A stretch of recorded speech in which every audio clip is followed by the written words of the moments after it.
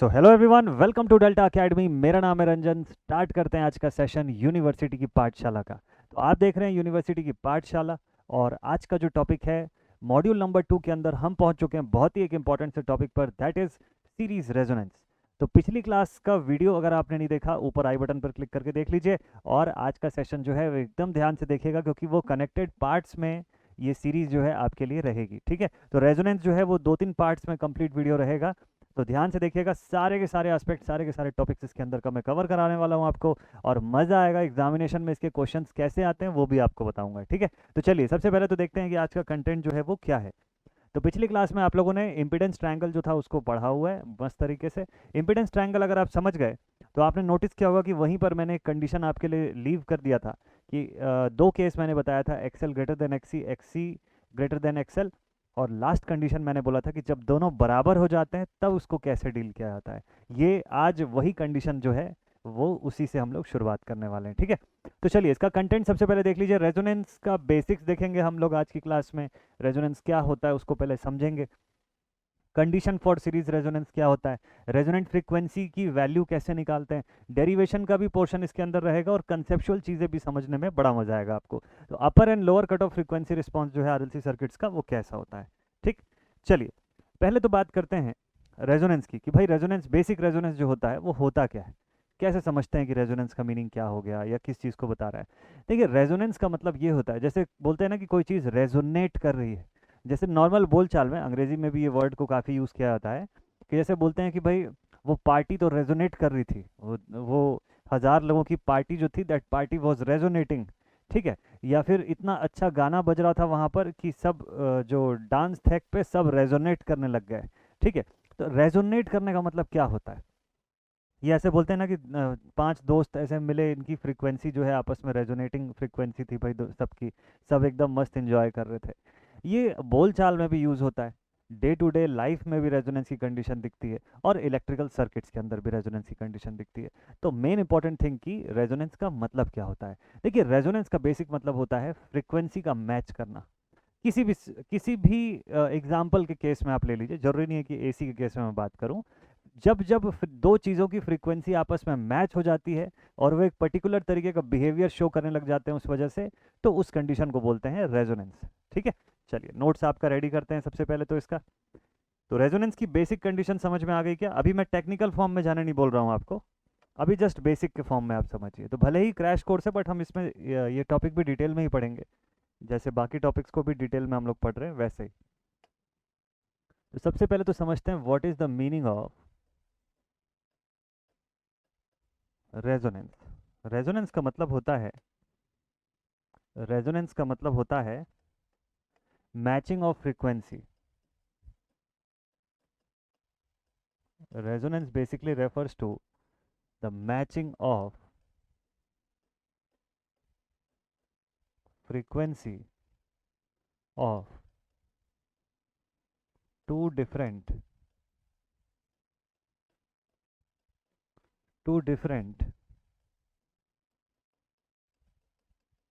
Entities और quantities. ठीक है, it is the matching of frequency. Just एकदम लेमैन टर्म में, एकदम आसान शब्दों में अगर आप समझोगे ना, तो रेजोनेंस को ऐसे समझ सकते हो आप कि किसी दो चीज़ की फ्रीक्वेंसी जो है वो मैच हो जा रही है तो रेजोनेंस हो रहा है। सर कोई एग्जांपल, चलिए आपको मैं एग्जांपल दिखाता हूँ इसका रेजोनेंस के। चलिए कुछ एग्जांपल देखिए, ये आपके डे टू डे लाइफ के एग्जांपल्स हैं यहाँ पर। ठीक है, चलिए देखते हैं इसको। ये एग्जाम्पल है, अब मैं पहला एग्जाम्पल जो है उस पर लास्ट में लेके आऊँगा। इस एग्जाम्पल को समझते हैं सबसे पहले। तो रेजोनेंस क्या सिर्फ इलेक्ट्रिकल सर्किट में होता है ऐसा सोच रहे हैं क्या? नहीं, रेजोनेंस बहुत सारे तरीकों का हो सकता है। हम नॉर्मली एक ही टाइप के रेजोनेंस के बारे में पढ़ते हैं, यहाँ पर आपको मैं 3 अलग अलग टाइप के रेजोनेंस के बारे में दिखा रहा हूँ और इससे भी ज़्यादा वैरायटी के रेजोनेंस जो है वो अवेलेबल होते हैं। ठीक है, देखिए रेजोनेंस किस तरीके का हो सकता है। रेजोनेंस जो है वो, resonance can be of magnetic type. Resonance magnetic form में हो सकता है, इलेक्ट्रिकल फॉर्म में हो सकता है और साउंड वेव के फॉर्म में हो सकता है। फ्रीक्वेंसी, फ्रीक्वेंसी लिखने से ज़्यादा बेटर है, साउंड वेव के बाद मैकेनिकल मैकेनिकल रेजोनेंस हो सकता है, जिसको फिजिकल रेजोनेंस भी बोलते हैं हम लोग, उस तरीके का भी हो सकता है।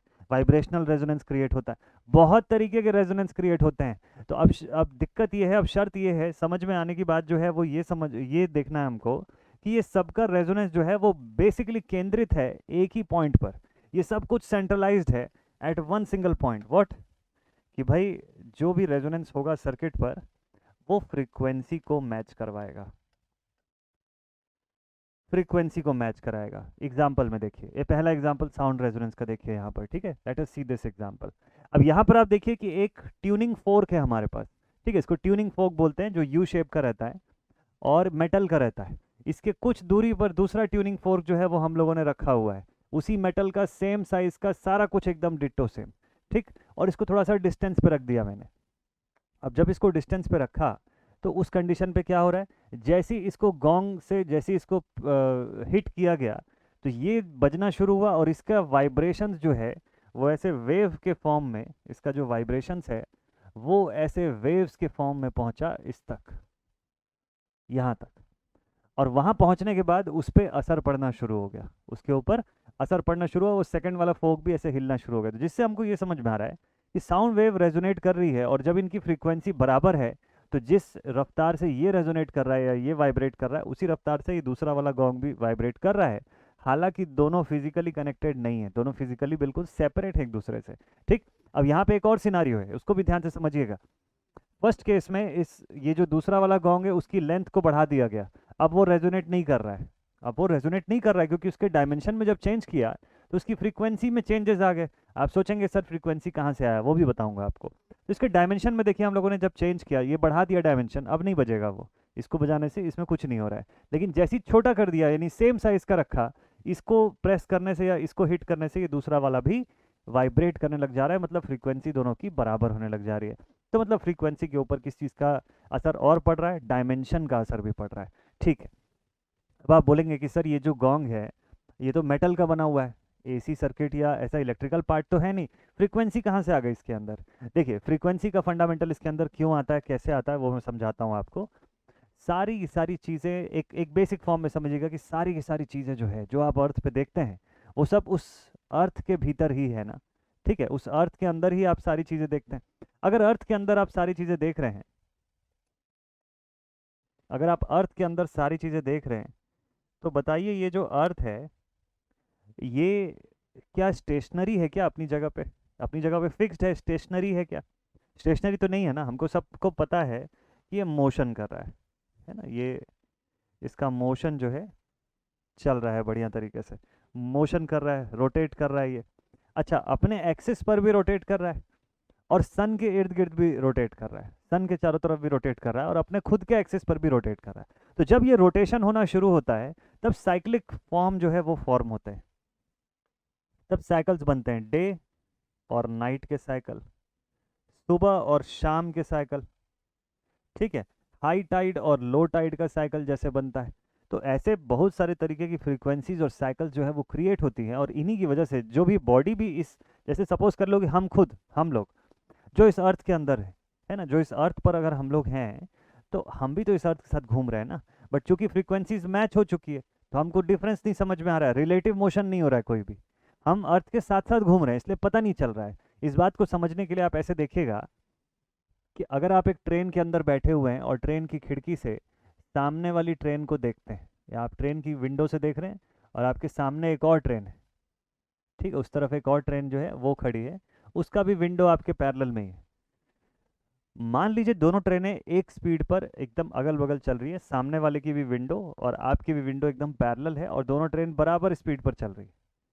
तो क्या आपको पता चलेगा क्या कि सामने वाली ट्रेन मोशन में है या आपकी ट्रेन मोशन में? अगर मान लीजिए बहुत एकदम स्मूथ, एकदम लग्जरी कूप में आप बैठे हुए हैं, हिल डुल नहीं रहा है बहुत ज़्यादा वो, ठीक है, और सामने वाला जो ट्रेन है वो भी उसी तरीके का है और आपके एकदम पैरेलल में चल रहा है वो ट्रेन, एकदम ऐसे एक साथ बढ़ रहे हैं, तो दोनों के बीच में रिलेटिव मोशन जीरो हो जाएगा। और जैसे ही रिलेटिव मोशन जीरो होगा आपको लगेगा कि वो ट्रेन और आपकी ट्रेन दोनों रुकी हुई है एक जगह पे।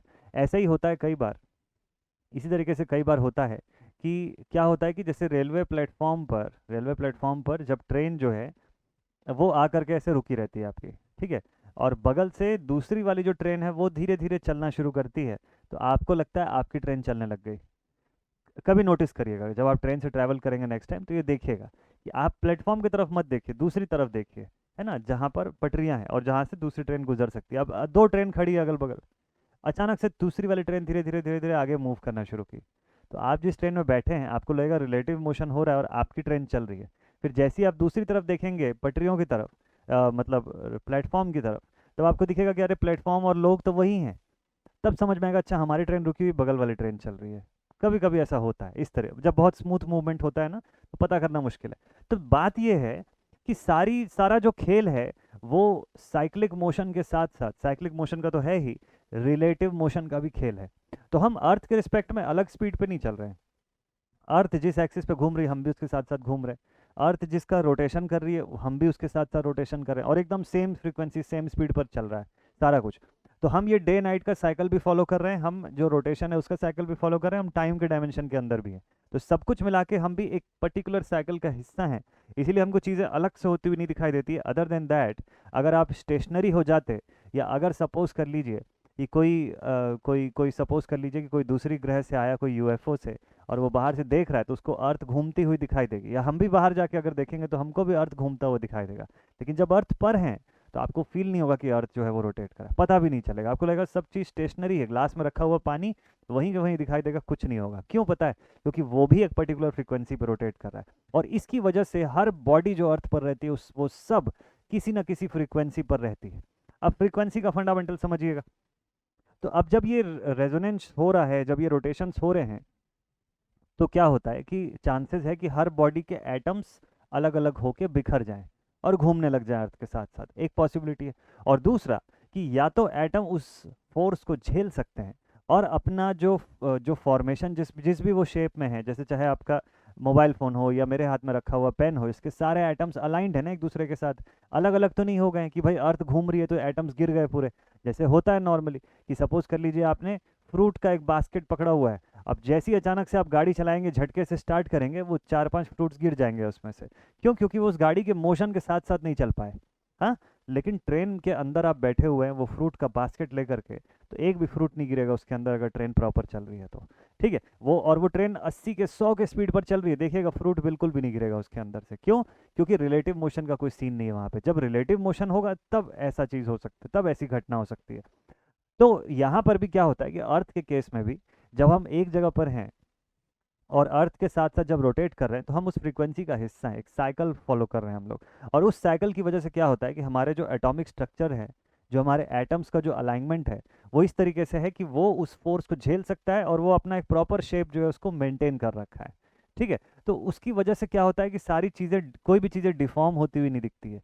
ठीक है, कोई भी चीज़ ऐसे डिफॉर्म होती हुई नहीं दिखती, सब अपने अपने शेप पर है। लेकिन अगर वो जिस फ्रीक्वेंसी पे रोटेट कर रहा है उसके उसके बदले उसकी फ्रीक्वेंसी को बदलने की कोशिश करो, उसकी साइकिल्स के नंबर ऑफ टाइम्स को बदलने की कोशिश करो, तो उस कंडीशन में चांसेस है कि एटम्स जो हैं उस पर्टिकुलर बॉडी के, वो उस चेंज इन फ्रीक्वेंसी को ना झेल सकें, और हो सकता है कि उससे डिसइंटीग्रेट हो जाए, बिखर जाए, जिससे कि वो बॉडी टूटती हुई आपको दिखाई दे, या किसी तरीके का मोशन करते हुए, या कुछ कुछ ना कुछ रिएक्शन देते हुए आपको दिखेगी। यही चीज़ यहाँ पर हो रहा है कि जब मैंने इसको जब जब इसके ऊपर जब प्रेशर अप्लाई किया, इसको हिट किया, तो इसकी वजह से ये साउंड वेव्स यहाँ पर पहुंची और इसकी फ्रीक्वेंसी पे और न्यू फ्रीक्वेंसी ऐड करने की कोशिश की, इसके बराबर की फ्रीक्वेंसी इससे ऐड करने की कोशिश की। जैसी फ्रीक्वेंसी मैचिंग हुआ, ये भी वाइब्रेट करने लग गया। दो चीज़ हो सकता था, या तो ये टूट जाता या वाइब्रेट करने लग जाता। अब चूंकि ये मेटालिक है, मेटल का फोर्क है, इसलिए टूटा नहीं, और ये क्या हुआ, ये वाइब्रेट करने लग गया, उस फोर्स को झेलने की कोशिश करने लग गया। इसी की जगह पे कांच का अगर सेटअप होता तो शायद वो टूट जाता, जैसे जैसे यहाँ पर देखिए इस जगह पर। अब इसको क्या किए कि साउंड सिस्टम से इसको हम लोग क्या कर रहे हैं, रेजोनेंस प्रोवाइड कर रहे हैं। तो ये इस तरीके से देखिए ऐसे फ्लेक्स होना शुरू हो गया है। और ज़्यादा अगर स्पीड अगर वो इंक्रीज़ करते, साउंड की फ्रीक्वेंसी और बढ़ा देते हम लोग, तो हो सकता है कि ये उतनी वाइब्रेशंस को झेल नहीं पाता और टूट जाता। ठीक है, तो ये सीन इसके अंदर होना शुरू हो जाता है इस पॉइंट पर। ठीक है, ऐसे ही क्या होता है, देखिए ऐसे ही साउंड सिस्टम का असर हमारे ब्रेन के ऊपर भी होता है। रेजोनेंस का असर आपने देखा होगा, resonance day to day life में कहाँ कहाँ यूज़ होता है वही बता रहा था मैं आपको। जैसे आपने MRI स्कैन के बारे में भी सुना होगा, MRI स्कैन जो है उसके बारे में भी सुना होगा आपने। ठीक है, जहाँ पर मैग्नेटिक रेजोनेंस इमेजिंग जो होती है वो की जाती है। तो ब्रेन का स्कैन वगैरह जो है वो सब किया जाता है उसमें भी, वहाँ पर भी इसी रेजोनेंस का इस्तेमाल किया जाता है। तो रेजोनेंस का असर आपके ब्रेन के ऊपर भी पड़ता है, ये भी मैं बता दूँ आपको, ठीक है, कि हर चीज़ के ऊपर रेजोनेंस का असर पड़ता है। अब जैसे इससे जस्ट पहले वाले पेज के एग्जाम्पल पे आइए वापस से, एक एग्जाम्पल आपने देखा, चलिए दूसरा एग्जाम्पल आप लोग खुद प्रैक्टिकल करके देखिएगा। इस तरीके से हेयर वगैरह पे ऐसे हेड का मसाज करने के लिए ऐसा कुछ आता है टूल्स, है ना, एक एक टूल्स जो है इस तरीके के आते हैं। तो इस टूल का बड़ा ही अच्छा पार्ट ये है कि किसी भी एक वायर को पकड़ के आप खींचिए जोर से, है ना, इसको खींचिए और छोड़ दीजिए। तो जब ये वाइब्रेट करेगा तो इसके वाइब्रेट होने से इसके अगल बगल के जो वायर से, देखिए इधर के भी वायर जो है वो भी वाइब्रेट होने शुरू हो जाएंगे, ठीक है। That is also because of the resonance, वो भी एक रेजोनेंस क्रिएट कर रहा है जिसकी वजह से ऐसा हो रहा है। अब ये ब्रिज का क्या हो रहा है, फिलहाल यहाँ पर जो आप ब्रिज की हालत देख रहे हैं वो रेजोनेंस की वजह से तो नहीं है। एग्जाम्पल पे मैंने ज़रूर यूज़ किया है कि ऐसा ही होगा जब रेजोनेंस भी होगा। तो फिलहाल ये एग्जाम्पल तो कोई हवा तूफान के समय का एग्जाम्पल दिख रहा है, ठीक है, कि भाई आंधी तूफान वगैरह कुछ आया हुआ तो ब्रिज डगमगा रहा है। लेकिन ऐसा नॉर्मली तब होता है जब लोग जो हैं इसके ऊपर मार्च पास्ट करना शुरू करते हैं, बहुत सारे लोग, या जब यहाँ पर भी जब फ्रीक्वेंसी जो है उसकी मैचिंग हो जाती है। ऐसा पहली बार कब पता चला था पता है? ये देखिए, एक एग्जांपल मैं आपको बताता हूँ, ये रियल लाइफ एग्जांपल बता रहा हूँ मैं, कि इसमें 12 अप्रैल 1831 को ब्रॉटन सस्पेंशन ब्रिज नियर सैलफर्ड, इंग्लैंड, वो ब्रिज जो था पूरा का पूरा ब्रिज ही गिर गया था, पूरा का पूरा ब्रिज कोलैप्स हो गया था। किस वजह से पता है? While a group of British soldiers were marching across, कुछ ब्रिटिश सोल्जर्स उसके ऊपर मार्च पास्ट कर रहे थे, लेफ्ट राइट लेफ्ट जैसे करते हैं ना, उस तरीके से पूरे ग्रुप में मार्च पास्ट कर रहे थे। और उनके मार्च पास्ट करने की वजह से जो फ्रीक्वेंसी क्रिएट हो रही थी, तो भाई ब्रिज के अंदर की इलास्टिसिटी उतनी ज़्यादा नहीं रहती। आप देख रहे होंगे ये पिछले एग्जाम्पल में कि ये ब्रिज किस तरीके से ऐसे हिल रहा है। तो इसकी एक लिमिट है हिलने की, इसकी लिमिट है, इलास्टिक लिमिट होगी, ये उसी लिमिट तक ये ऐसे वाइब्रेट करेगा। उस लिमिट से ज़्यादा फोर्स लगेगा, उस लिमिट से ज़्यादा फ्रीक्वेंसी जब आएगी तो हो सकता है कि ये ब्रिज गिर जाए, टूट जाए यहाँ से, क्योंकि जितना ज़्यादा इलास्टिक होगा तो झेल लेगा, कम इलास्टिक होगा या उसकी इलास्टिक लिमिट तक जब हम पहुँच जाएंगे, उसको पार करने लग जाएंगे, तब ये ब्रिज ज़रूर से टूट जाएगा। यही होता है जब एक साथ कई सारे लोग मार्च पास्ट करते हैं किसी ब्रिज के ऊपर। देखिएगा, ब्रिजेस के ऊपर मार्च पास्ट करना बिल्कुल भी अलाउ नहीं है, किसी भी देश की बात हो। ये तो एक एग्जांपल मैं कोट करा था कि आप इसको चाहें तो इंटरनेट से ढूंढ सकते हैं इस इंसिडेंट को, ये आपको मिल जाएगा, ऑन रिकॉर्ड है example. So since the British Army has had a standing order for the soldiers to break the stride when marching across the bridges, इसीलिए ब्रिटिश गवर्नमेंट ने, और कहीं पर भी देखिएगा मार्च पास जब होता है तो स्ट्राइड्स को ब्रेक कर दिया जाता है। मतलब एक साथ जो बंच होता है कि 50 लोग या एक साथ मान लीजिए 200 लोग अगर मार्च पास्ट करते हैं तो उनको छोटे छोटे पार्ट्स में ब्रेक कर दिया जाता है, 50 के या 20 के या 30 के पार्ट्स में अलग अलग ब्रेक कर दिया जाता है, और फिर उनको अलग अलग मार्च पास्ट करवाया जाता है, सो दैट कि उससे ऐसी कोई फ्रीक्वेंसी ना क्रिएट हो कि वो कहीं से गुजरे और कोई ब्रिज जो है वो ऐसा गिर जाए। तो रेजोनेंस इतना सिग्निफिकेंट होता है, ठीक है। तो रेजोनेंस के ये रहे सभी एग्जांपल्स। अब मैं आपको वापस लेकर के चलता हूँ टॉपिक पर, जो आज का अपना टॉपिक है, resonance in series AC circuits. इस टॉपिक पे आते हैं वापस। ये तो यहाँ तक तो हो गई रेजोनेंस की बात। रेजोनेंस अपने डे टू डे लाइफ में बहुत सारे एग्जाम्पल्स पे आपको दिख जाएगा, ठीक है। लेकिन फिलहाल अभी हमको ये समझना है कि इलेक्ट्रिकल सर्किट में रेजोनेंस कैसे होता है और उससे क्या होता है। देखिए, जब जब रेजोनेंस होगा, जब जब फ्रीक्वेंसी की मैचिंग होगी, हमेशा आपका सर्किट या आपकी डिवाइसेस या जो भी एंटिटी की आप बात कर रहे हो, it will start behaving differently, जैसे वो नॉर्मली बिहेव करता है। जैसे कि यहाँ जो मैंने आपको एग्जांपल दिखाया, इसका नॉर्मल बिहेवियर क्या होता है। देखिए, ये ब्रिज को ऐसा हिलना चाहिए क्या? नॉर्मली नहीं हिलना चाहिए ना, इस ब्रिज को एकदम कांस्टेंट रहना चाहिए अपनी जगह पे, वो उसका नॉर्मल बिहेवियर होता है। क्या इधर के फोर्क लिफ्ट का मतलब जो यू फोर्क है, क्या उसका वाइब्रेट करना जेन्युइन है? नहीं है, उसको नहीं वाइब्रेट करना चाहिए जब तक उसको ना हिट किया जाए। इधर का दूसरा वाला जो सेक्शन है उसका वाइब्रेट करना भी जेन्युइन नहीं है, जिसको मैंने टच किया उसी को खाली वाइब्रेट होना था। तो ये सब अनयूजुअल सिचुएशंस जो है, अनयूजुअल कंडीशंस जो है वो बनने लग जाती हैं जब जब सर्किट रेजोनेट करता है एक पर्टिकुलर फ्रिक्वेंसी पे। तो ठीक है, रेजोनेंस के बारे में निकोला टेस्ला ने सबसे पहले आविष्कार किया, आविष्कार तो नहीं बोलना चाहिए बट उन्होंने डिस्कवर किया रेजोनेंस के कंसेप्ट को। उन्होंने ये चीज़ बताया कि भाई, उन्होंने ऐसा माना जाता है, उनकी किताब में लिखा हुआ है कि निकोला टेस्ला ने एक रेजोनेटर जो है वो क्रिएट किया हुआ था। ऐसे ही फिजिकल रेजोनेटर जो था वो था, जो किसी भी चीज़ के डायमेंशनल, किसी भी चीज़ के ऊपर डायमेंशनल रेजोनेंस जो है वो क्रिएट कर सकता था। और उन्होंने ये दावा किया था, क्योंकि क्वीन ऑफ लंदन ने उनको ये बोला हुआ था कि भाई आपको हमारे दरबार में आइए और हमारे पर्सनल फिजिसिस्ट बन के रहिए। तो उन्होंने मना कर दिया था निकोला टेस्ला ने कि मुझे पर्सनल फिजिसिस्ट नहीं बनना, मैं अपना वर्क जो है वो खुद कंडक्ट कर रहा हूँ।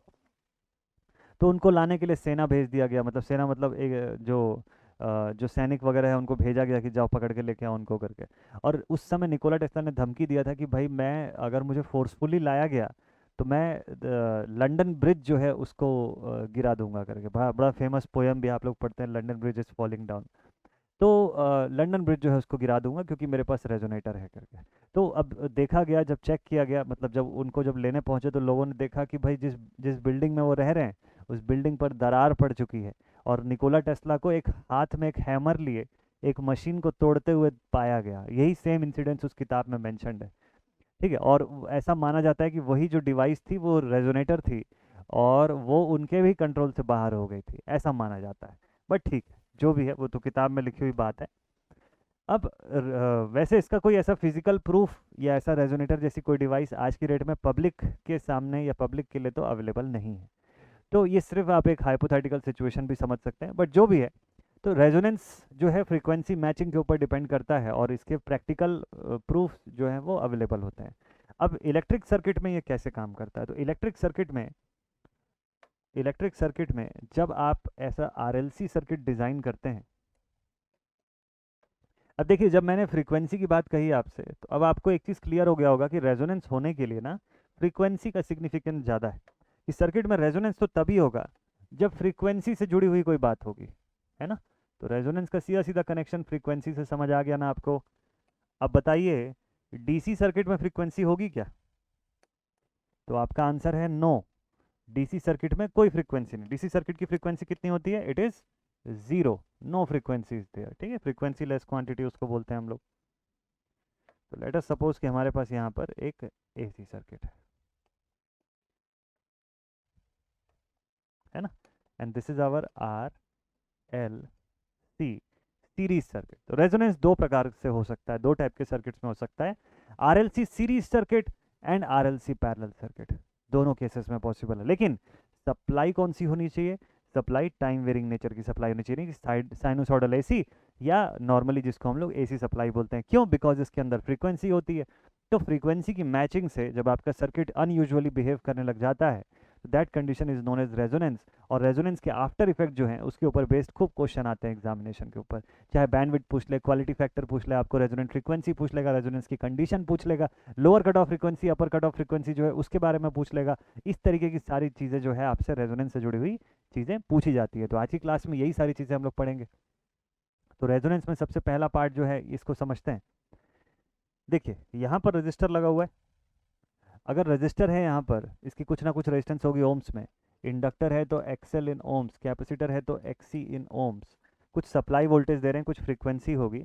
आपको पता है कि एक्सएल और एक्सी दोनों ही फ्रीक्वेंसी डिपेंडेंट एलिमेंट्स हैं, दोनों ही फ्रीक्वेंसी डिपेंडेंट क्वांटिटीज़ हैं।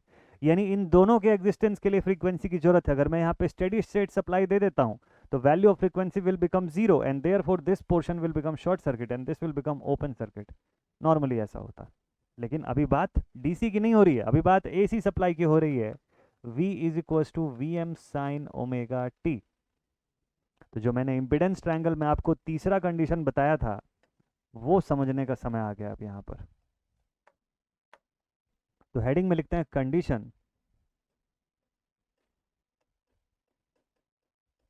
Condition for resonance in series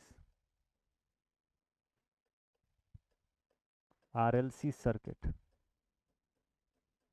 in series RLC circuit. ठीक है, अब रेजोनेंस की जरा कंडीशन समझते हैं कि भाई सर्किट कब रेजोनेट करेगा। पहला केस, कब सर्किट रेजोनेट करेगा। ठीक है, सो यहाँ पे लिखते हैं when XL becomes equal to XC।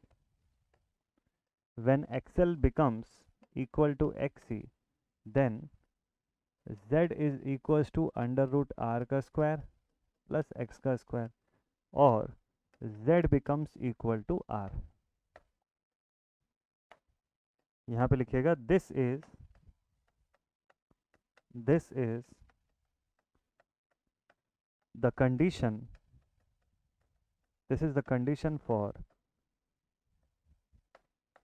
Resonance, this is the condition for resonance. अगर आपको चाहिए कि आपको सर्किट को रेजोनेट करवाना है, इस कंडीशन को फुलफिल करना पड़ेगा सबसे पहले तो, कि एक्सएल जो है उसको एक्सी के बराबर लाना पड़ेगा, तब सर्किट जो है वो रेजोनेट करेगा।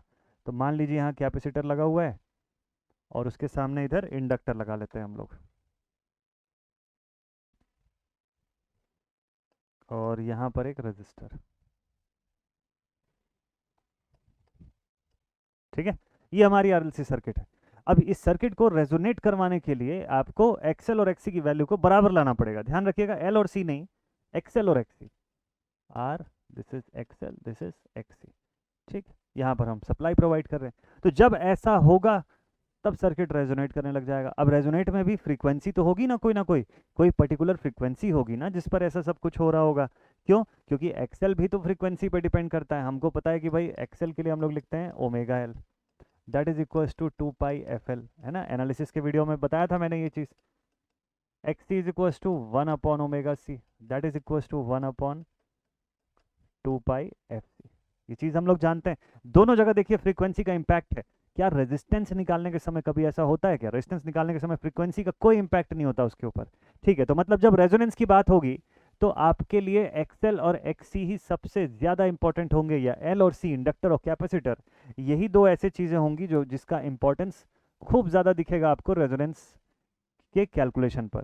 ठीक है, तो सबसे पहला part complete, condition for resonance in the series RLC circuit. ये तो रहा कंडीशन कि कब रेजोनेंट होगा, कब रेजोनेंस होगा भाई, जब Z बराबर R हो जाएगा। ठीक है, अभी समझते हैं कि रेजोनेंस में क्या क्या होगा। अब रेजोनेंस जो है उस कंडीशन के अराइज होने पर सर्किट के बिहेवियर में क्या क्या चेंज आएगा। तो सबसे पहले तो ये देखिए कि कौन सी फ्रीक्वेंसी पर रेजोनेंट होगा। सर्किट आपका कब रेजोनेट करेगा, किस फ्रीक्वेंसी पर। नेक्स्ट सब टॉपिक, रेजोनेंट फ्रीक्वेंसी। ध्यान रखिएगा, अब यहाँ से मैं जितनी भी चीज़ें बताऊंगा आपको वो सब सीरीज के रिस्पेक्ट में होगा, मतलब series RLC circuit at resonance के रिस्पेक्ट में होगा। आगे चल के अब इसके बाद हम लोग फिर parallel RLC circuit at resonance देखेंगे। ठीक है, तो मैंने हेडिंग डाल दिया सीरीज आरएलसी एट रेजोनेंस। ये जितनी भी चीज़ें मैं बताऊंगा सब सीरीज के रिस्पेक्ट में। ठीक, तो लेट अस सपोज कि मैंने आपको जो कंडीशन बताया है, since the condition for resonance, since the condition for resonance is XL बराबर XC। मुझे रेजोनेंट फ्रीक्वेंसी पता करना है तो मैं कंडीशन लगा दिया रेजोनेंस की। अब XL को मैं क्या लिख सकता हूँ, XL can be written as omega L, this is equal to 1/ωc। Omega L का मतलब हो गया 2πfl, that is equal to 1/2πf into सी।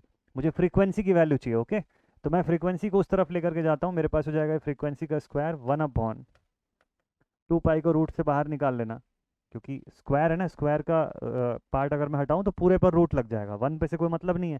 और 2π इंटू 2π था तो एक 2π को मैंने बाहर निकाल लिया, √LC। तो f का स्क्वायर क्यों लिखना है इसको।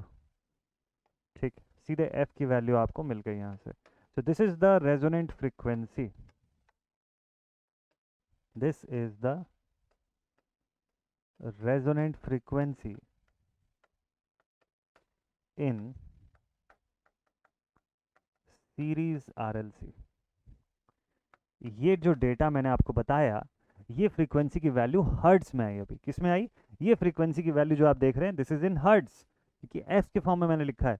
कभी कभी एग्जामिनेशन में आपको यही फ्रीक्वेंसी एंगुलर फ्रीक्वेंसी के फॉर्म में पूछता है, that is in omega.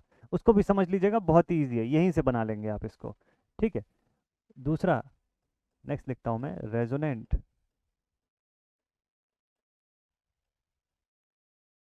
Frequency omega in radiance पर सेकेंड। ठीक है, रेजोनेंट फ्रीक्वेंसी ओमेगा इन रेडियंस पर सेकेंड। अब जरा देखें कि रेडियंस पर सेकेंड में रेजोनेंट फ्रीक्वेंसी को कैसे बताते हैं। ठीक, कंडीशन क्या है, ओमेगा एल बराबर ओमेगा सी होना चाहिए ना, ओमेगा एल बराबर 1/ωc होना चाहिए। एक्सएल बराबर एक्सी, तो ओमेगा एल बराबर 1/ωc। ओके, तो ओमेगा इज इक्वल्स टू, या ओमेगा का square is equals to 1/LC। या omega is equal to 1/√LC। अब इस बार 2 पाई बस मत लिखिएगा, बाकी पूरा कुछ सेम है। तो ये भी रेजोनेंट फ्रीक्वेंसी है। फॉर्म क्या है इसका, रेडियंस पर सेकेंड में, मतलब ओमेगा के फॉर्म में बताया हुआ है ये। ठीक है, इस बात को ध्यान रखिएगा। This is also resonant frequency. So this is also resonant frequency in omega radiance पर सेकेंड। तो जब आपको क्वेश्चन में रेडियंस पर सेकेंड में रेजोनेंट फ्रीक्वेंसी बताने बोलेगा तो आप ये राइट हैंड साइड वाला पोर्शन लिख सकते हैं। जब आपको हर्ट्ज में बताने बोलेगा तो ये लेफ्ट हैंड साइड वाला पोर्शन लिख सकते हैं। जब कुछ भी ना स्पेसिफाई करे, बस इतना बोल दे कि रेजोनेंट फ्रीक्वेंसी बताना है, तो बाय डिफॉल्ट आप इसको ट्रेस कर लीजिएगा। ठीक है, काफ़ी है, सफिशिएंट है, ये बन जाएगा सभी से। तो this is the resonant frequency, यानी कि इस फ्रीक्वेंसी पर हमारा सर्किट रेजोनेट करेगा। अब यहाँ से कहानी शुरू होती है कि भाई रेजोनेट करके क्या करेगा, मतलब जब रेजोनेट होगा तो क्या क्या बिहेवियर देखने को मिलेगा। क्या सर्किट भी ऐसी वाइब्रेट होकर टूट जाएगा क्या? ऐसा कुछ नहीं होता है। इलेक्ट्रिक सर्किट में रेजोनेंस का बिहेवियर जो होता है वो पैरामीटर के चेंजेस के फॉर्म में होता है, ना कि फिजिकल चेंज या फिजिकल डैमेज के फॉर्म में। ठीक है, पैरामीटर बदलेंगे, करंट वरेंट पे, वोल्टेज पे, पावर फैक्टर पे, इन चीज़ों पे असर पड़ सकता है। अदर देन दैट ऐसा फिजिकल डायमेंशनल कुछ चेंज जो है वो ज़्यादातर नहीं मिलता है।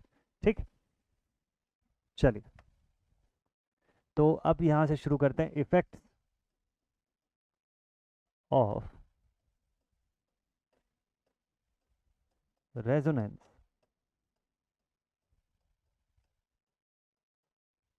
In series RLC. रेजोनेंस का असर सीरीज आरएलसी सर्किट के ऊपर। अब इस पॉइंट पर मैं आपको लेकर के आऊं उससे पहले एक बेसिक सी चीज आपको पहले दिखाता हूं, फिर इस पॉइंट पर लेकर के आऊंगा तो मजा आएगा आपको। ठीक है, रेजोनेंस का क्या क्या असर पड़ता है सीरीज आरएलसी सर्किट के ऊपर, वो जानने से पहले एक छोटा सा ग्राफ देखिए, और इस ग्राफ से पहले समझते हैं कि सीरीज आरएलसी सर्किट में ऑलरेडी एग्जिस्टिंग आर एक्सएल और एक्सी का रिलेशन फ्रीक्वेंसी के साथ कैसा है, समझते हैं। तो लेट अस सपोज कि मैं यहाँ पर एक ग्राफ बना देता हूँ। इस ग्राफ में मैंने यहाँ पर शो कर दिया फ्रीक्वेंसी। आप फ्रीक्वेंसी इन हर्ट्ज की जगह पे ओमेगा रेडियंस पर सेकंड की के फॉर्म में एंगुलर फ्रीक्वेंसी भी चाहें तो ले सकते हैं। किसी भी एक फॉर्म में आप इसकी ग्राफ को बनाइए। आर एक्सएल एक्सी, सभी का यूनिट ओम्स। ठीक है, सभी की यूनिट ओम से मैंने रिप्रेजेंट किया। अब देखिए रेजिस्टेंस जो होता है उस पर तो बाद में आएंगे, क्योंकि हमको पता है कि रेजोनेंट फ्रीक्वेंसी रेजिस्टेंस के ऊपर नहीं डिपेंड कर रही है, ना रेजिस्टेंस भी रेजोनेंट फ्रीक्वेंसी के ऊपर नहीं डिपेंड कर रहा है, दोनों एक दूसरे से इंडिपेंडेंट है। तो इसकी बात छोड़ देते हैं, एक्सएल एक्सी की बात करते हैं। तो हमको पता है, लिखेंगे इसमें, since XL is equal to omega L that is equal to 2 pi F L, so therefore this shows कि XL is directly proportional to F. Inductive reactance directly proportional to F. Therefore linear curve trace होगा on X versus F. X versus frequency का जो curve रहेगा उसके अंदर देखिए Excel जो है वो सीधे सीधे प्रोपोर्शनली है फ्रीक्वेंसी के। तो फ्रीक्वेंसी बढ़ाओगे एक्सेल बढ़ेगा, फ्रीक्वेंसी कम करोगे एक्सेल घट जाएगा। तो एकदम लीनियर कर्व मिलेगी आपको। यहाँ पर ड्रॉ कर देते हैं लाइक दिस, ऐसा। तो this is the graph for XL proportional to frequency. ऐसी ग्राफ मिल गई आपको। चलिए अब दूसरे पॉइंट पर आते हैं। Similarly also we have xc is equals to 1 upon omega c, that is further equal to 1 upon 2 pi fc. So therefore हम लोग ये बोल सकते हैं कि, हम लोग यहाँ से बोल सकते हैं कि xc जो है वो फ्रीक्वेंसी के इनवर्स प्रोपोर्शन पे चलता है। मतलब फ्रीक्वेंसी को जिस प्रोपोर्शन में आप बढ़ाओगे तो xc की वैल्यू कम होती चली जाएगी ना। मतलब जब फ्रीक्वेंसी सबसे मिनिमम रहा होगा उस समय xc सबसे मैक्सिमम रहा होगा। मतलब यहाँ कहीं पे देखिए फ्रीक्वेंसी की वैल्यू जब इधर कहीं रही होगी तब रिएक्टेंस, कैपेसिटिव रिएक्टेंस सब बहुत बड़ी वैल्यू का रहा होगा। जस्ट अपोजिट है। तो इसकी कर्व जो है वो कैसी बनेगी बताइए। इसकी जो ग्राफ है इसको बोलते हैं rectangular hyperbola. Rectangular hyperbolic curve जो है वो यहाँ पर ट्रेस होने वाली है और वो इस तरीके से दिखाई देगी आपको। देखिएगा ध्यान से, ऐसी ग्राफ जो है वो आपको देखने को मिलेगी। This graph will be for XC. ये ग्राफ आपको मिलेगी एक्सी के लिए, which is inversely proportional to the frequency. ये समझ गए आप इस कंडीशन को। अब आखिरी क्वेश्चन ये है कि बताइए आर को कहाँ पे ड्रॉ करें। अब लास्ट क्वेश्चन यही है कि रेजिस्टेंस को कहाँ पे ड्रॉ करें। क्या रेजिस्टेंस वाली लाइन जो है उसको इधर बनना चाहिए क्या, यहाँ पे, या फिर रेजिस्टेंस वाली लाइन एग्जैक्टली सेंटर से पास हो जानी चाहिए, या फिर रेजिस्टेंस वाली लाइन इससे तो छोटी ही रहनी चाहिए। तो मैंने यहाँ पे 3 रेजिस्टेंस वाली लाइन ट्रेस किया है, R1, R2, R3। आप जरा देख करके बताइए कि तीनों में से कौन सा वाला सही है और कौन सा जो लाइन है वो गलत बनाया हुआ है, ये बताइएगा। सबके लिए तो एक एक लाइन ड्रॉ किया, यहाँ पर मैंने 3 लाइन ड्रॉ कर दिया रेजिस्टेंस के लिए, ठीक है। आप देख करके बता सकते हैं क्या कि कौन सा सही है और कौन सा गलत है फॉर द रेजिस्टेंस। आंसर ये है, इस क्वेश्चन का आंसर ये है कि सर तीनों के तीनों सही है ना। हैरानी वाली बात है क्या। आपको लग रहा होगा कि आपका आंसर क्या है होगा। अगर आप ये पहली बार पढ़ रहे हैं तो आप यूजुअली R2 आंसर करेंगे, आप बोलेंगे सर R2 ही सही है, बट ऐसा नहीं है। Even the R1 is also right and this is also right, all 3 of them are correct. कैसे, हाउ इज इट पॉसिबल। भाई इट इज पॉसिबल ना। Your resistance do not depend upon the frequency, उसको frequency से क्या लेना देना। तो आप क्यों उसको फ्रीक्वेंसी के रिस्पेक्ट में इस पॉइंट पर एक्सएल और एक्सी तो बराबर हैं, लेकिन आर भी बराबर होगा, इसकी क्या गारंटी। ऐसी कोई गारंटी नहीं है ना। रेजिस्टेंस की magnitude is independent of the frequency, तो डिपेंड ही नहीं कर रहा है फ्रीक्वेंसी के ऊपर, तो जरूरी है इसको बीच से बनाना है। तो कहीं पर भी हो सकता है ना। इसकी मैग्नीट्यूड तो इस लाइन में ट्रेस कर रहा है वाई एक्सिस पे, तो on the Y axis it can be anywhere depending upon कि उसकी मैग्नीट्यूड अभी कितनी है, ठीक है। It is a frequency independent quantity. तो आपकी चॉइस है, अपनी श्रद्धा भक्ति से जहां बनाना चाहें वहां बना सकते हैं आप। ऐसा कोई आपको फोर्स नहीं कर सकता है कि नहीं सेंटर से ही जाना चाहिए, वो लाइन नहीं जाना चाहिए, है ना। ऐसा कोई कंपल्शन नहीं है। बल्कि सेंटर वाले को देखो मैं डिलीट कर देता हूँ अभी, बाकी दो में से किसी एक को रहने देते हैं, ठीक है। तो कभी भी ना ग्राफ को रटना नहीं है हमको। जब ग्राफ बना के पढ़ रहे हैं तो आपको समझ आना चाहिए वो ग्राफ क्यों बन कैसे रहा है, तो आप खेल सकते हो उस चीज़ के साथ। और अगर रटोगे तो मजबूरी में बीच से ही बनाना पड़ेगा आपको, कि गलती ना हो जाए, वो भी याद रखना पड़ेगा। दिस इज आर, बना दो यहाँ कहीं पे, नीचे बना दो, बीच में बना दो, जहाँ आपकी मर्जी। तो इस पॉइंट पर आपको दिखाई देता है कि this is a point where XL becomes equals to XC. ये देखिए यहाँ पर हमको दिखता है कि एक्सएल बराबर एक्सी हो गया, यानी कि इंडक्टिव रिएक्टेंस और कैपेसिटिव रिएक्टेंस बराबर हो गए। तो फ्रीक्वेंसी को बदलते बदलते बदलते बदलते हम एक ऐसे पॉइंट पर आ गए जहाँ पे एक्सएल और एक्सी सब बराबर हो गए। और ये जिस फ्रीक्वेंसी पर ये कारनामा हुआ है उसी फ्रीक्वेंसी को हम लोग बोलते हैं रेजोनेंट फ्रीक्वेंसी। क्या बोलते हैं उसी फ्रीक्वेंसी को, उस फ्रीक्वेंसी को बोलते हैं रेजोनेंट फ्रीक्वेंसी। ये देखिए, इसको डिनोट किससे करूं मैं, इसको मैं डिनोट कर देता हूं एफ नॉट से, है ना। This is F not. आप इसको किसी भी फॉर्म में लिख सकते हो, कई कई बार किताब में एफ आर लिखा रहता है, एफ ऑफ आर बोल सकते हो आप, रेजोनेंट फ्रीक्वेंसी, ठीक है। So this is the frequency where your XL becomes equal to XC, और कोई आर के बारे में बात नहीं करेगा अभी फिलहाल, उससे कोई अभी मतलब नहीं हमको, ठीक है। तो ये कंडीशन हमको समझ में आ गया क्या। तो ये जो फ्रीक्वेंसी की वैल्यू आप कैलकुलेट किए थे, ये वही फ्रीक्वेंसी है जिसको आप ऐसे लिखते हो F naught is equals to 1/2 pi under root L C. याद है अभी थोड़ी देर पहले हम लोगों ने कैलकुलेट किया, ये वही फ्रीक्वेंसी है। इसी फ्रीक्वेंसी पे हमारा सर्किट रेजोनेट करेगा, ये श्योर सी बात है। चलिए ठीक है, बहुत ही बढ़िया। तो ये हमको एक कंडीशन मिल गई। और effects of resonance in the series RLC circuit अब यहाँ से और डिटेल में देखेंगे हम लोग। तो हमको समझ में आ गया पहला केस की इस फ्रीक्वेंसी पे एक्सएल एक्सी बराबर हो गए। अब बात ये है इस फ्रीक्वेंसी पे और क्या क्या होगा इसकी वजह से, है ना, और क्या क्या चीज़ें हो रही है। फिर इससे पहले की फ्रीक्वेंसी पे क्या हो रहा था, इसकी बाद की फ्रीक्वेंसी पे क्या हो रहा है, वो भी समझना जरूरी है, ठीक है। अब ये फ्रीक्वेंसीज पर जरा समझते हैं कि पहले और बाद में क्या हो रहा था। एक और कंसर्न है हमारा कि चलो रेजोनेंट फ्रीक्वेंसी के समय तो समझ में आ गया कि भाई एक्सएल एक्सी बराबर हो गए, जेड की वैल्यू आर के बराबर हो गई, ठीक है, यहाँ तक समझ गए। इससे पहले की फ्रीक्वेंसी पे क्या हो रहा था या इसके बाद की फ्रीक्वेंसी पे क्या हो रहा है, ये कोई बता सकता है क्या कि सर्किट के बिहेवियर में क्या होगा। मान लो इसको एफ एल बोल देता हूँ, ठीक है। लोअर फ्रीक्वेंसी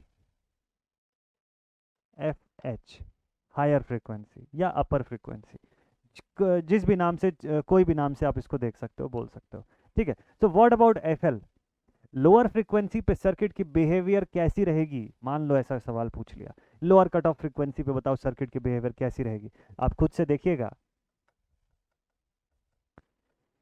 देखिए इस पॉइंट पर है एक्सेल छोटी वैल्यू पे, जबकि at the same time XC जो है देखिए कितनी बड़ी वैल्यू पर है, at the same time XC कितनी बड़ी वैल्यू पर है। मैं इसको अच्छे से ट्रेस करके दिखाता हूँ आपको, ये देखिए ये कंडीशन है एफएल पर। मतलब देखिए लोअर कट ऑफ फ्रीक्वेंसी के समय क्या हो रहा है, ये आपके लोअर कट ऑफ फ्रीक्वेंसी के समय क्या हो रहा है इसको ध्यान से समझिएगा। एक्सएल की वैल्यू और एक्सी की वैल्यू दोनों में अंतर देख लीजिए कितना बड़ा है। तो एक्सएल छोटा दिख रहा है ना आपको as compare to XC, XC dominate कर रहा है सर्किट को, तो सर्किट का रिस्पॉन्स वो अपनी तरह बना लेगा। उसके लिए एनालिसिस ऑफ एसी सर्किट से आपने जो जो सीखा हुआ है, जैसे कि पावर फैक्टर का क्या हो सकता है, फेज में कौन लीड करेगा कौन लैग करेगा वो समझ में आ जाएगा, पावर का डिसिपेशन वो समझ में आ जाएगा। ये सारी चीज़ें किसके हिसाब से चलेंगी, एक्सी के हिसाब से चलेंगी। क्यों? क्योंकि इस फ्रीक्वेंसी पर एक्सी बड़ा है एक्सएल छोटा है।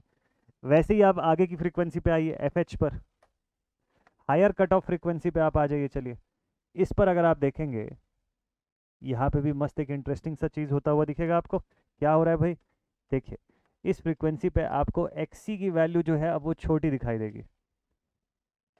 यहाँ पे देखिए एक्सी की वैल्यू देखिए तब तक कम हो चुकी है जब तक हम इस हायर वैल्यू ऑफ फ्रीक्वेंसी पे पहुंचे, और एट द सेम टाइम चूंकि एक्सएल तो डायरेक्टली प्रोपोर्शनल है फ्रीक्वेंसी के, और फ्रीक्वेंसी पहले से बढ़ गई है तो एक्सएल भी बढ़ गया पहले से, और एक्सी घट गया, रिड्यूस हो गया। तो इस तरफ सर्किट कैसे बिहेव करेगा, सर्किट इंडक्टिव तरीके से बिहेव करेगा। मतलब सर्किट में करंट लैग करने लग जाएगी, वोल्टेज लीड करने लग जाएगी। ठीक है, इस तरीके का ऑपरेशन होगा। तो ये सारी चीज़ों को मैं एक साथ समराइज करके आपको लिखवाने जा रहा हूँ। ध्यान से देखिएगा, ये ग्राफ अगर आपको समझ में आ गया है तब आप आगे का लिखिएगा, नहीं तो ग्राफ को अच्छे से एक बार और देख लीजिए उसके वीडियो को। तो मैं आपको ये पूरी की पूरी कहानी 3 अलग अलग केसेस से लिखवाने जा रहा हूँ, ध्यान से देखिएगा। तो सबसे पहले लिखेंगे हम लोग केस 1।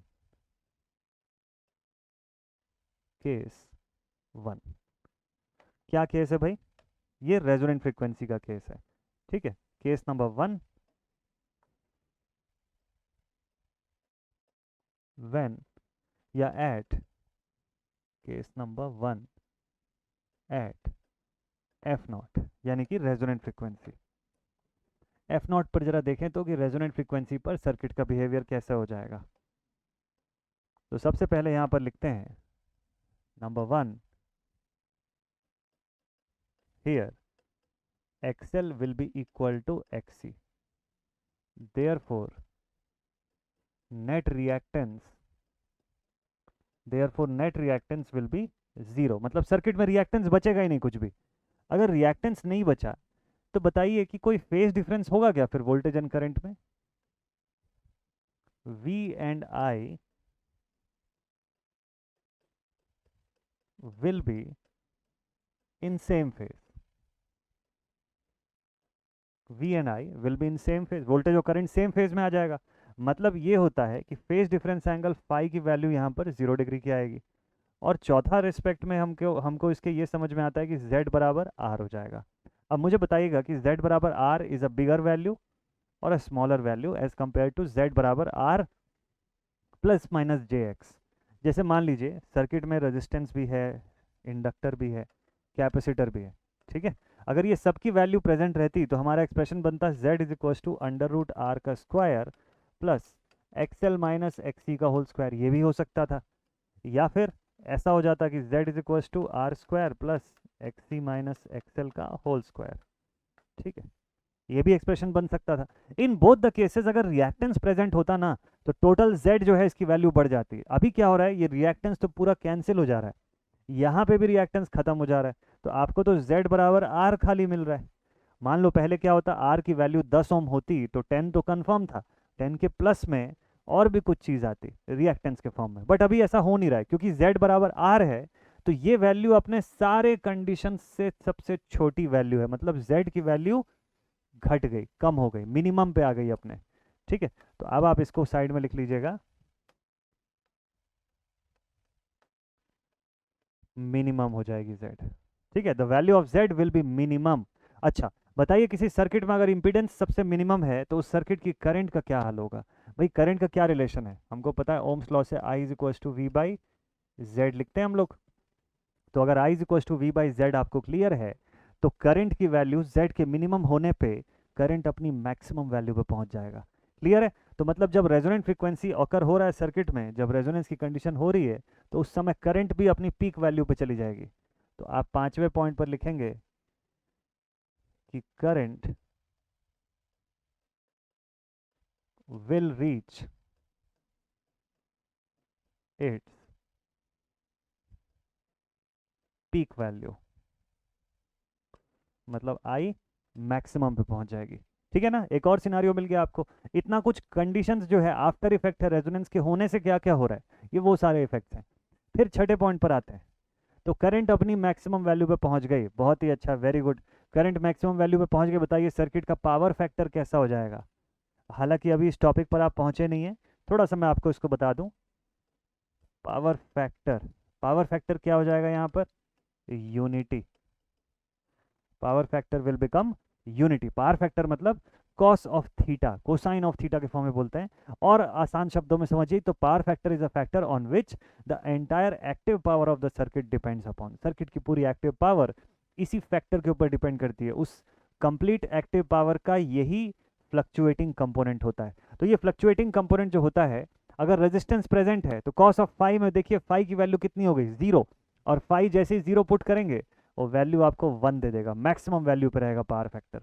ठीक है, उस कंडीशन पे यानी कि रेजोनेंस की कंडीशन पे पावर फैक्टर, सबसे बेस्ट पावर फैक्टर आपको मिलेगा यूनिटी का, वन। तो ये कुछ पर्टिकुलर सिनारियोज है जो आपको केस वन में दिखता है एट एफ नॉट। अब बाकी के केसेस को स्टडी कर लें। चलिए अगले केस पर आते हैं। तो let us study the case two, second case, case number two. यहाँ पे बात करेंगे at frequency F L, lower cut off frequency की बात करते हैं। ठीक है, कि रेजोनेंस से जस्ट पहले वाली फ्रीक्वेंसी पे क्या होगा, या कुछ पहले वाली फ्रीक्वेंसी पर क्या होगा। तो देखिए यहाँ पर सबसे पहला पॉइंट आप लिखिएगा, हियर हियर एक्सएल, या आप ऐसा लिखिए here XC is greater than XL. First case, XC जो है वो एक्सएल से बड़ा दिखेगा आपको। ठीक, so second case, so this will cause current to lag from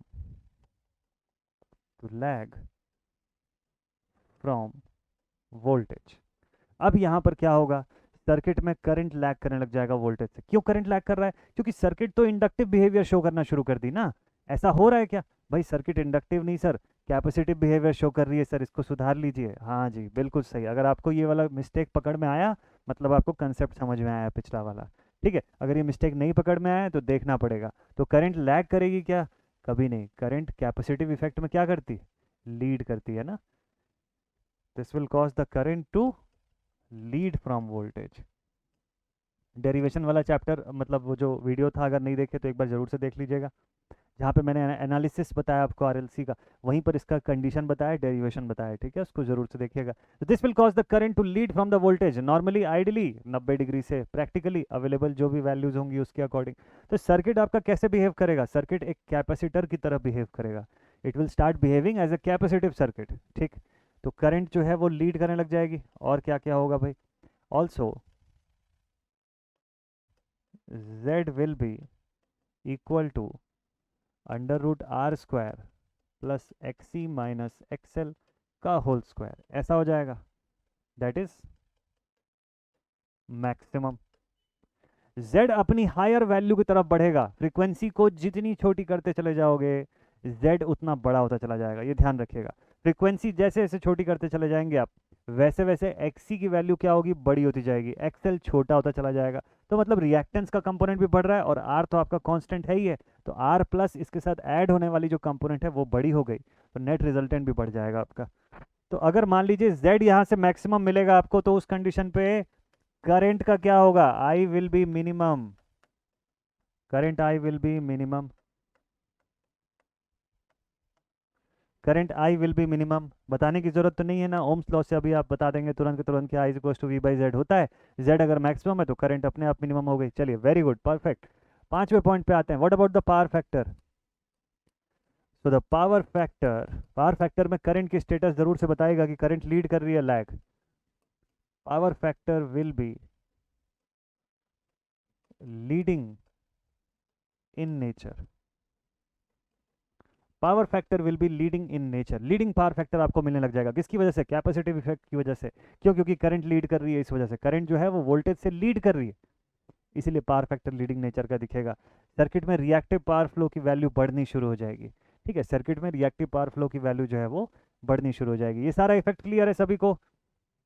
चलिए भाई, तो ये हमारा केस 2 हो गया, लोअर कट ऑफ फ्रीक्वेंसी पर सर्किट का बिहेवियर। अब थर्ड केस और एक लास्ट लिख लेते हैं जल्दी से, फिर समराइज करते हैं पूरे को। थर्ड और लास्ट केस है केस नंबर 3। केस नंबर 3 यहाँ पर लिखेंगे एट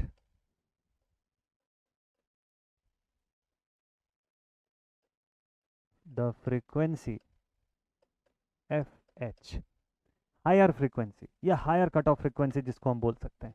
ठीक है, upper cut off frequency normally जिसको बोलते हैं। एट फ्रीक्वेंसी एफ एच, यहाँ पर देखिए सर्किट अब कैसे बिहेव करेगा। अब इस फ्रीक्वेंसी पर सर्किट का बिहेवियर, फर्स्ट पॉइंट, तो जब अपर कट ऑफ फ्रीक्वेंसी पे हम लोग पहुंचे तो अब सर्किट के बिहेवियर में क्या चेंज आया? चलिए इसके लिए मैं नोट्स में आपको थोड़ा सा पीछे लेकर के चलता हूं, जहां पे ये डायग्राम देखें हम लोग। ठीक है, देखिए जब हम हायर फ्रीक्वेंसी पे आ गए, अब फ्रीक्वेंसी बढ़ाते गए, आपको पता है कि फ्रीक्वेंसी से इनवर्स प्रोपोर्शन पे चलता है कैपेसिटिव रिएक्टेंस। तो जब मैं फ्रीक्वेंसी को इंक्रीज कर रहा हूँ, कैपेसिटिव रिएक्टेंस की वैल्यू घट रही है, at the same time XL की वैल्यू इंक्रीज हो रही है। तो एट अ हायर फ्रीक्वेंसी मुझे एक्सी बहुत छोटा दिखेगा और एक्सएल बड़ा दिखेगा। मान लो फ्रीक्वेंसी को और बड़ा करते जाऊंगा, एक्सी और छोटा होता जाएगा और एक्सएल और ज़्यादा बड़ा होता चला जाएगा। ठीक है, तो हम लोग बोल सकते हैं क्या इस पॉइंट पर, यहाँ पर, कि एक्सएल जो है वो अब ग्रेटर होने लग जाएगा एक्सी से, और इसी वजह से हमारे पास आएगा एक सेकेंड पॉइंट कि दस circuit will be under the inductive dominance. Inductive dominance, ठीक है, इंडक्टिव डोमिनेंस होने की वजह से वोल्टेज और करंट का क्या रिलेशन होगा? Current I will be lagging. इस बार करंट जो है वो लैग करेगी from voltage V. Current I जो होगा वो वोल्टेज वी से लैग करने लग जाएगा। बहुत अच्छा, और क्या पता चलेगा इससे? तो भाई जेड की वैल्यू क्या हो जाएगी? Z will be high. Impedance की वैल्यू देखिए फिर से बढ़ेगी ना, कैसे बढ़ेगी? अब इम्पिडेंस का फॉर्मूला फिर से ऐसा लिखेंगे इस बार, अंडर रूट आर का square plus XL minus XC का होल स्क्वायर, ये होगा इस बार इम्पिडेंस का फॉर्मूला। तो मतलब रिएक्टिव कंपोनेंट एग्जिस्ट करेगा। रेजोनेंस के समय आपको याद होगा कि रिएक्टिव कंपोनेंट ही खत्म हो गया था पूरा, तो जेड मिनिमम हो गया था। इस बार ऐसा कुछ नहीं है, रिएक्टिव कंपोनेंट भी एग्जिस्ट कर रहा है रेजिस्टेंस के साथ, तो ओवरऑल जेड को बढ़ाता चला जाएगा। फ्रीक्वेंसी को जैसे जैसे इंक्रीज करोगे वैसे वैसे जेड की वैल्यू और बड़ी होगी। तो बताइए अगर जेड हाई है तो करंट की वैल्यू का क्या होगा? सर्किट में current I will be minimum. Current I will be minimum. ठीक है, पावर फैक्टर के बारे में नहीं लिखे, लिख लेते हैं। सो द पावर फैक्टर, इस बार बताइए पावर फैक्टर कैसा होगा, लीडिंग या लैगिंग? इंडक्टिव डोमिनेंस है ना, इंडक्टर के केस में हमेशा करंट लैग कर रही है, तो पावर फैक्टर भी आपको लैगिंग ही दिखेगा, विल बी लैगिंग। तो इतना सिनारियो जो है आपको क्लियर होना चाहिए। जो मैंने 3 केसेस आपको बताए हुए हैं, वो तीनों केसेस के ये सारे सिनारियो अगर आपको क्लियर हैं तो रेजोनेंस में आपको कोई गलती नहीं करवा सकता है। बहुत अच्छे से रेजोनेंस का आंसर कर देंगे, घुमा फिरा के भी अगर सवाल पूछेगा तो भी आंसर कर देंगे, दैट इज फॉर श्योर। एकदम आप निश्चिंत रहिए इस बात के लिए। लेकिन पढ़ने के समय ऐसे थॉरोली पढ़ना जरूरी है, तो भले ही क्रैश कोर्स से पढ़, लेकिन थॉरोली रहे हम लोग इसके अंदर। तो ये रेजोनेंस की पूरी कंडीशन है, 3 सिचुएशंस आपको उस ग्राफ से मैंने बताया। ठीक, अब यहाँ से इसके आगे जब बढ़ेंगे तो हम 2 ग्राफ्स और बनाएंगे, एक इम्पीडेंस की ग्राफ बनाएंगे और दूसरी करंट की ग्राफ बनाएंगे। ठीक है, that is very much important, ये दोनों ही ग्राफ पढ़ना बहुत ज़्यादा इंपॉर्टेंट है। तो देखिए हम यहाँ तक, इस पॉइंट तक पहुँच गए, और मैंने आपको आज के कंटेंट में क्या क्या पढ़ेंगे बताया था। देखिए मैंने आपको बोला था रेजोनेंस का बेसिक देखेंगे, कंडीशन देखेंगे कि सीरीज रेजोनेंस कब होता है, किस कंडीशन पे, कि एक्सएल बराबर एक्सी हो गई वहाँ पर। फिर रेजोनेंट फ्रीक्वेंसी का हम लोग ग्राफ देखेंगे। ठीक है, फिर upper and lower cut off frequency का रिस्पॉन्स है आरएलसी सर्किट का, वो देखेंगे। तो यहाँ तक हम लोग पहुँच गए, अपर फ्रीक्वेंसी एंड लोअर फ्रीक्वेंसी का रिस्पॉन्स तक मैंने आपको बता दिया। ठीक, अब इसके बाद नेक्स्ट पार्ट पर हम लोग मिलेंगे, और ये रेजोनेंस अलग अलग पार्ट्स में मैं आपको पढ़ा रहा हूँ इसी वजह से, अदरवाइज एक ही लेक्चर में अगर बताऊंगा तो बहुत लंबा लेक्चर हो जाएगा। हालांकि रिवीजन के समय आपको मैं एक ही सेशन के अंदर पूरी चीज़ बताऊंगा, तो मज़ा आएगा आपको। ठीक है, और रिवीजन लाइव रहेगा तो आपको और ज़्यादा अच्छा लगेगा पढ़ने के समय। तो अब आज का सेशन जो है इसको मैं यहीं पर स्टॉप करता हूँ। आई होप आप बढ़िया से अभी तक एंजॉय किए होंगे। अभी रेजोनेंस में बहुत मेन और बहुत अच्छा इंटरेस्टिंग पार्ट आना बचा हुआ है, तो ध्यान से देखते जाइएगा और ये सीरीज़ को प्रॉपर सीक्वेंस में कंप्लीट करिएगा। ठीक है, आने वाले सेशंस पर आपको और बढ़िया तरीके से रेजोनेंस की ग्राफ के फॉर्म में समझाऊंगा चीज़ें, कुछ एडिशनल चीज़ें जैसे बैंडविड्थ, क्वालिटी फैक्टर, ये सब भी हम लोग अच्छे से डिटेल में पढ़ेंगे। ठीक, तो आज का सेशन अब मैं यहीं पर स्टॉप करता हूँ। आई होप आपको पढ़ने में सारे सेशंस जो है वो इंटरेस्टिंग लग रहे होंगे और चीज़ें प्रॉपर समझ में आ रही होंगी। नोट्स अगर आप बना रहे हैं तो आप ज़्यादा परेशान मत होइएगा, ये सब नोट्स जो है मैं आपको भेज दूंगा, आप इनको भी फॉलो कर सकते हैं क्योंकि अभी एग्ज़ाम एकदम करीब है। तो मिलते हैं आप सभी से नेक्स्ट सेशन पर। ये वीडियो यहीं पर अब स्टॉप करते हैं, और मीनवाइल आप लोग इन चीज़ों को प्रैक्टिस करते रहिए, और इसके क्वेश्चंस जो आपके प्रीवियस ईयर पेपर पे आए हुए हैं वो आप बनाते रहिए। कहीं पे क्वेश्चन ना बने तो टेलीग्राम ग्रुप पर मेरे साथ डिस्कस करिएगा। ठीक है, तो मिलते हैं आप सभी से नेक्स्ट सेशन में। Take care all my dear students, and thank you so much for being connected. जय हिंद।